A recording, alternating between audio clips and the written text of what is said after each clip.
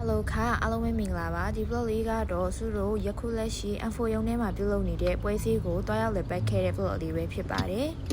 အဲ့တော့ပွဲစည်းကိုလိုက်ခဲ့ပေးကြပါဦးနော်ဒါကတော့ N4 ရုံထဲမှာရှိတဲ့ပွဲစည်းကိုရောက်ပြီပေါ့နော်အဲ့တော့အထဲကိုတွားကြည့်ရအောင်နော်စုနေတူတူလိုက်ခဲ့ပေးကြပါအောင်ရှင်ပွဲစည်းရဲ့ဝင်ချင်းမှာပဲအဲ့လိုမျိုးစားချစ်စရာမုံနေအများကြီးကိုစတင်ပြီးတော့တွေ့ရပါပြီရှင်ဒီမှာကပွဲစည်းဆိုရင်လူမျိုးမုံရောင်းနေဆိုင်တွေကတော်တော်လေးများပြီးတကယ်လေးစားချစ်စရာကောင်းလာအောင်များပါတယ်အိမ်မှာဆိုရင်အကောင်ကြီးပေါ့နော်အများကြီးပဲအကောင်မျိုးစုံကိုအဲ့လိုကြော်ပြီးတော့ရောင်းတာပေါ့နော်တော်တော်လေးတော့များပါတယ်အဲ့ဒါကတော့ဘာလဲမသိဘူးဒီတိုင်းပဲဗီဒီယိုရိုက်လာခင်မိရပေါ့နော်ဘာလေးသိရင်ပြပြပေးခဲ့ကြအောင်နော်မုံဆိုင်နေဆိုတာဘယ်ဟာကိုစားလို့ဆိုင်ရမယ်မသိအောင်တော်တော်လေးကိုများတယ်ပေါ့နော်ဘယ်နေရာကိုကြည့်လိုက်ဈေးတန်နဲ့လိုမျိုးစားချစ်စရာတွေကြီးပါပဲအဲ့ဒါကတော့စီးဖူးတွေလို့တော့ထင်တယ်ပေါ့နော်အဲ့မှာအများကြီးပဲဘူးတွေသူကအမျိုးအစားတွေတော်တော်များများရှိတယ်ထင်ပါတယ်အဲ့မှာစီးဖူးတွေလို့တော့ထင်တယ်ပေါ့နော်တော်တော်လေးများပါတယ်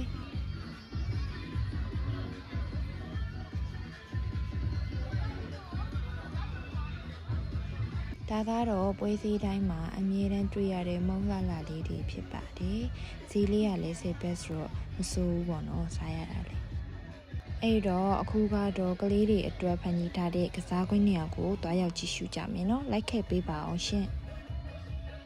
ကလေးတွေနဲ့ပတ်သက်တဲ့ဆော့ကစားစရာတွေကတော်တော်လေးများပါတယ်။ရဟတ်တွေလည်းရှိတယ်၊ချားတွေလည်းရှိတယ်ပေါ့နော်။ငငယ်တုန်းကကျမတို့ဆော့တဲ့ပျော့ပျော့အေးတွေလည်းရှိပါတယ်။အဲ့မှာဆိုရင်ကလေးတွေဆိုတော်တော်လေးပျော့ပျော့ရွှင်ရွှင်ဆော့နေတာကိုတွေ့ရပါတယ်။သူတို့ဆော့နေတာကိုမြင်တော့ငငယ်ကကိုယ်ကြီးဆော့ခဲ့ရတဲ့အချိန်တွေကိုတောင်ပြန်ပြီးတော့တတိယသွားတယ်ပေါ့နော်။ဒါကတော့အကောင်လေးတွေကိုပြထားတဲ့နေရာပေါ့နော်အထဲတော့ဝင်မကြည့်ခဲ့ရပါဘူးရှင်အပြင်ကနေပဲလမ်းပြီးတော့ရိုက်ခဲ့တယ်ပေါ့နော်သူကကြတော့အကောင်လေးတွေကိုအစာကျွေးလို့လည်းရတယ်တဲ့အကောင်လေးတွေတစ်ခါကျွေးရင်တော့တစ်ခါကျွေးတဲ့ဟာကို30လို့တော့သတ်မှတ်ထားတယ်ပေါ့နော်အေးဒါကတော့စုနေပွဲစည်းမှလက်လျှောက်နေတာဖြစ်ပါတယ်ကျမကတော့အိမ်တွေကတက်ဝီလေးဖြစ်ခဲ့ပါတယ်အဲ့ဒါကတော့ကျမတင်ငယ်ချင်းအတွဲပေါ့နော်ဖြစ်ပါတယ်သူတို့ရဲ့ပင်လယ်ဓမြမစီးခင်နဲ့ before and after တစ်ချက်ကြည့်ပေးနော်အဲ့ဒီမှာပါမစီးခင်တော့ကျမတော်လေးတက်ကြွနေတာပါစီးပြီးတဲ့ချိန်ကျမရုပ်ကိုတစ်ချက်ကြည့်ပေးကြအောင်နော်ဒါကတော့ပင်လယ်ဓမြမစပြီးတော့မထွက်ခင်ပေါ့နော်အိမ်မှာအပေါ်မှာထိုင်နေရင်းနဲ့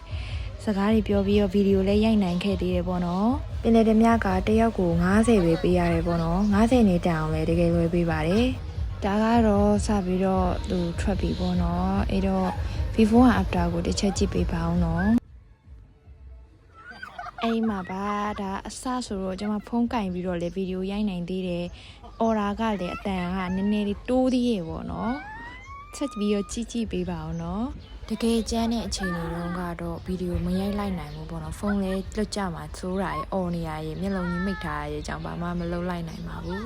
အဲ့မှာပါကျမကပြီးတော့မယ်ထင်ပြီးဗီဒီယိုလေးပြန်ရိုက်တယ်ဒါပေမဲ့သူကပြန်ပြီးတော့လွဲတယ်ပေါ့နော်အချိန်တင်ပြီးတော့အဲ့မှာတော်တော်လေးအိတ်စိတ်သွားပါတယ်အဲ့ဒါကတော့ကျမတို့ဆင်းလာပြီပေါ့နော်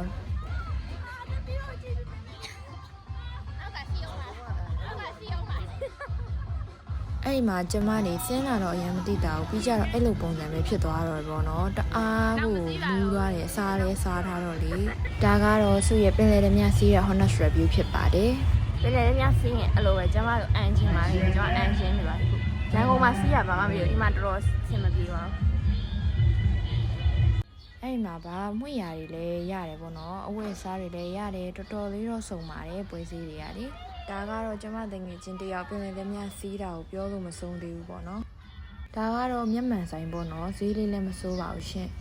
ဒါကတော့20တန်ဆိုင်ဖြစ်ပါတယ်အဲ့ဒီမှာအယုတ်ကလေးတွေကလည်း20ပဲပေါ့နော်ကြိုက်တဲ့ပစ္စည်းကိုကြည့်လိုက်တဲ့ဈေးတိုင်း20ပါပဲရှင်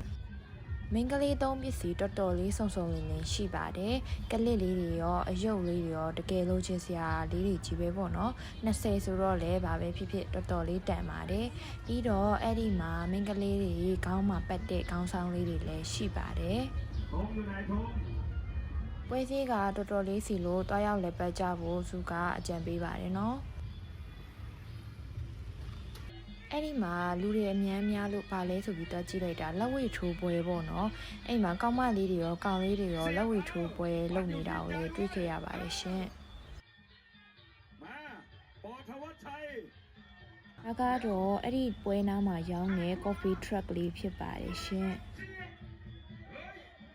ဒါကတော့အပြင်ဘက်တန်းမှာရှိတဲ့ပစ္စည်းဆိုင်တွေဖြစ်ပါတယ်တော်တော်လေးစုံလင်ပါတယ်ရှင်အဲ့ဒီမှာအောက်ထုတ်ဆိုင်တွေကဖုန်း accessory ဆိုင်တွေကဖက်နက်ဆိုင်တွေကတနေရာထဲမှာလည်းတော်တော်လေးကိုစုံလင်ပါတယ်နော်ဒါကတော့အယုတ်ကြီးရဲ့ချစ်စရာကောင်းလို့ရိုက်ခဲ့တာဖြစ်ပါတယ်ရှင်ဒီ vlog လေးကတော့ info ရုံးထဲမှာယခုလက်ရှိပြုလုပ်နေတဲ့ပွဲစည်းကိုတွားရောက်လက်ပတ်ခဲ့ပုံလေးကို sharing လုပ်ပေးခဲ့တာဖြစ်ပါတယ်။အဲ့ဒါဆိုရင်ကြည့်ရှုပေးလို့အားလုံးကိုကျေးဇူးတင်ပါတယ်။နောက်ထပ် vlog ဒီမှာပြန်လည်ဆုံတွေ့ကြမယ်နော်။အားလုံးပဲကြည့်ရှုပေးလို့ကျေးဇူးပါတတား